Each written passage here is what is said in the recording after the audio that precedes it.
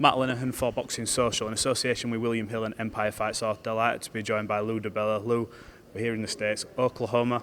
Never thought I'd hear myself say that. Beautiful downtown Shawnee, Oklahoma, the Grand Casino. No, you know what? This is going to be a really good boxing card. It's a terrific, in my mind, a terrific main event. I just was looking at Ring Magazine's list. People were, passing it around on social media of the top 10 guys at 135, and 2 of them are meeting in the main event here. George Kambosos, Maxi Hughes. Maxi's a sleeper, and look, I believe in George, and I think you're going to see the best of George, but I think you're going to see the best of Maxi, and Maxi's hungry and has something to prove. I mean, he's had an IBO title. He's won 3 or 4 fights in recent years as an underdog, and he keeps proving himself, but he keeps getting underestimated. Well, now he's sitting in the top, 10 of his division, and here's an opportunity on the world stage. And if he beats George Kambosos, he's got a lot at stake. He's got a huge fight ahead of him, and probably an IBF title fight because this is an eliminator, and maintains his IBO belt. If George gets this, he grabs that IBO belt, but probably strategically more important is he's in a position then to fight for the IBF title if Devin Haney moves up to 140.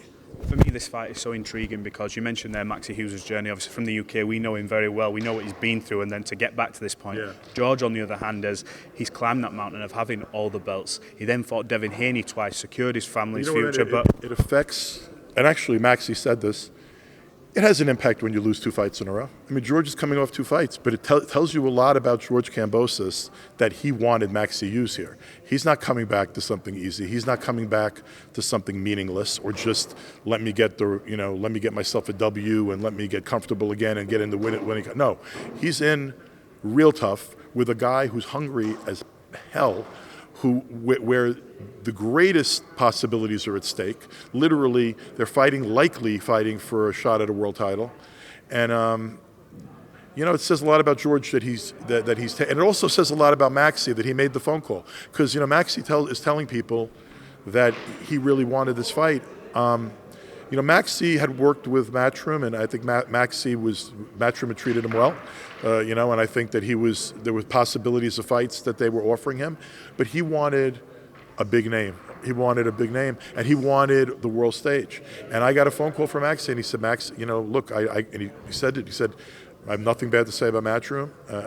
My manager is very close to them, Steffi. He said, but, I want an opportunity to fight a huge fight. I want to fight George. I want the opportunity to get a big fight if I can beat George. And he made that phone call. And it says a lot about both of these champions that this fight's happening. And I think from a boxing fan perspective, if you're in the States, you got to watch ESPN and you got to watch this fight. I think this fight has been slept on a little bit, obviously because of what we got next week. Yeah, obviously. What we have this coming, was it Tuesday, or when is the Monster fighting Fulton? That's Tuesday, is that right? Yeah, Tuesday. Right, so we have a big week coming up, and I think this fight got lost in the mix a little bit. And it's not Vegas exactly here. It's a nice casino. I've been playing blackjack, doing quite well, by the way. But we're not in Vegas. Yeah, it's a little bit different. You mentioned there. So, by the way, it is a nice casino. So I'm going to. Grand Casino. If you're in Shawnee, Oklahoma, check the place out. It's actually nice. And the people here in Oklahoma are very nice. I'll vouch for that. Very friendly. Great casino. Very friendly, yeah. Talk to me about George, obviously, in that side of the fence on this. How does he beat Maxi Hughes? What do you see happening on Saturday night from what you've seen of both?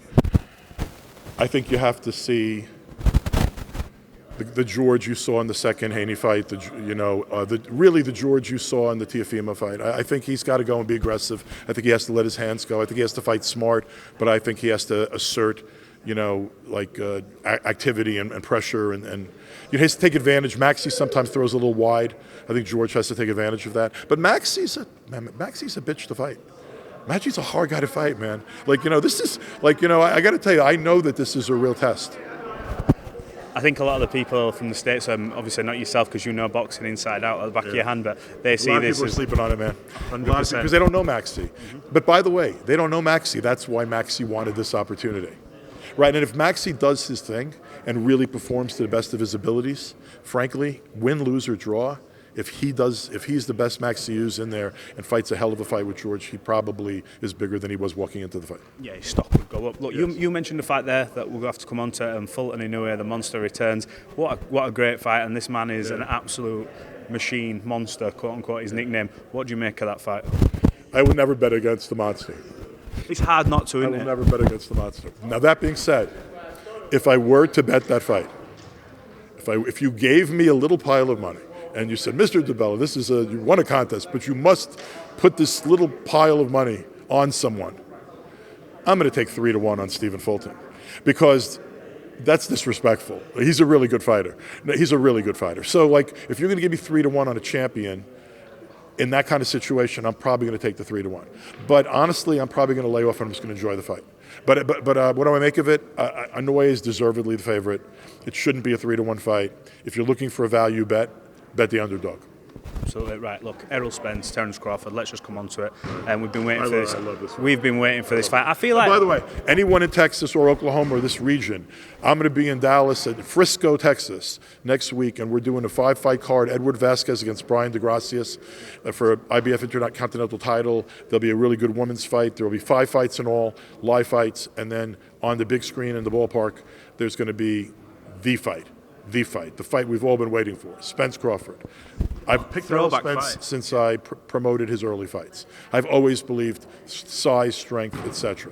That being said, you know, his body went through a lot. He rolled the car at 175 miles an hour.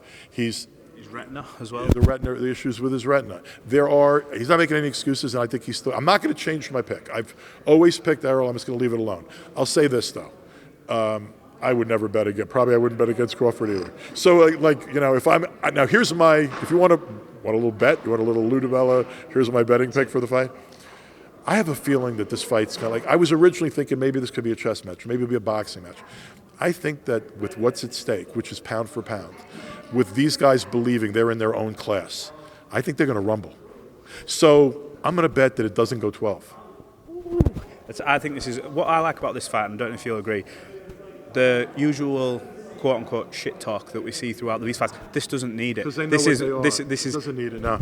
Look, winner of this fight is pound for pound.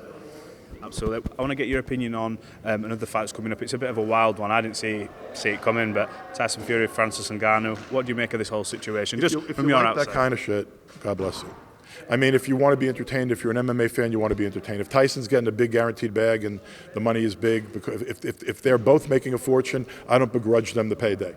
There is zero chance on God's earth that absent an act of God or a catastrophic injury in the ring to Fury, there is zero chance that anything is going to happen but Fury winning. And Fury can probably knock him out at will.